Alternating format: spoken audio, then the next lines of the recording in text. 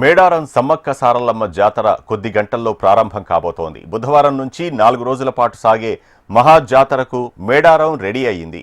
28న సారలమ్మ రాక, 29న సమ్మక్క ఆగమనం, 30న గద్దెలపై ఇరువురు తల్లులకు మొక్కులు చెల్లిస్తారు. 31న అమ్మవార్ల వనప్రవేశంతో జాతర ముగుస్తుంది. ఈ నెల 28న బుధవారం తొలి ఘట్టం జరుగుతుంది. కన్నెపల్లిలోని సారలమ్మ గుడి వద్ద పూజల అనంతరం ప్రధాన పూజారి సారయ్య పసుపు కుంకుమ భరణితో కూడిన అమ్మవారి ప్రతిరూపం వెదురుబుట్ట తీసుకొని జంపన్నవాగు మీదుగా మేడారం చేరుకుంటారు. సారలమ్మను గద్దెపై కొలువుదీరుస్తారు. ములుగు జిల్లా ఏటూరు నాగారం మండలంలోని కొండాయి గ్రామంలో కొలువైన గోవిందరాజును బుధవారం మేడారంలోని ప్రధాన గద్దెలపైకి చేరుస్తారు.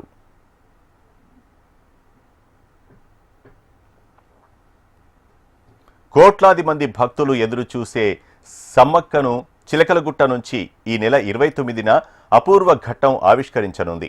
సమ్మక్క కొలువుండే చిలకలగుట్ట నుంచి కుంకుమ భరణి రూపంలో ఉండే తల్లిని గిరిజన పూజారులు వనం నుంచి తీసుకువస్తారు. ములుగు జిల్లా ఎస్సీ గౌరవ సంకేతంగా గాలిలో 3 రౌండ్లు కాల్పులు జరపడంతో అమ్మవారి రాక స్టార్ట్ అవుతుంది. దారి పొడవునా భక్తులు రంగురంగుల ముగ్గులు వేసి తల్లికి స్వాగతం పలుకుతారు. జై సమ్మక్క నినాదాలు, శివసత్తుల పూనకాలతో ఊగిపోతారు.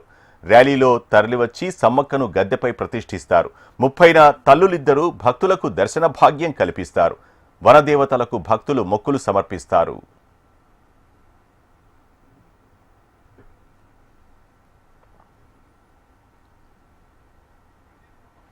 ముందుగా మేడారానికి వచ్చిన భక్తులు జంపన్నవాగులో పుణ్యస్నానాలు ఆచరిస్తారు. కొంతమంది వాగు వద్ద తలనీలాలు సమర్పించి స్నానాల అనంతరం వనదేవతలను దర్శించుకుంటారు. సమ్మక్క సారలమ్మలకు ఎత్తు బంగారంతో పాటే చీరే, సారే, ఒడిబియ్యం, పసుపు కుంకుమ సమర్పించి మొక్కులు చెల్లించుకుంటారు.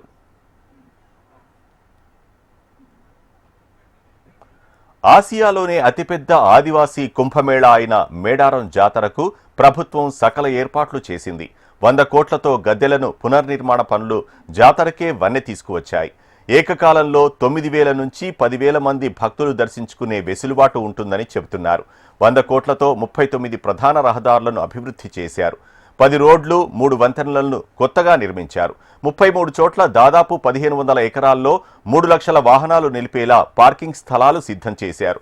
ట్రాఫిక్ నియంత్రణ, పార్కింగ్ సౌకర్యం, గద్దెల దర్శనం సందర్భంలో తోపులాట నివారణ, చోరీల కట్టడిపై పోలీసులు నిఘా పెట్టారు.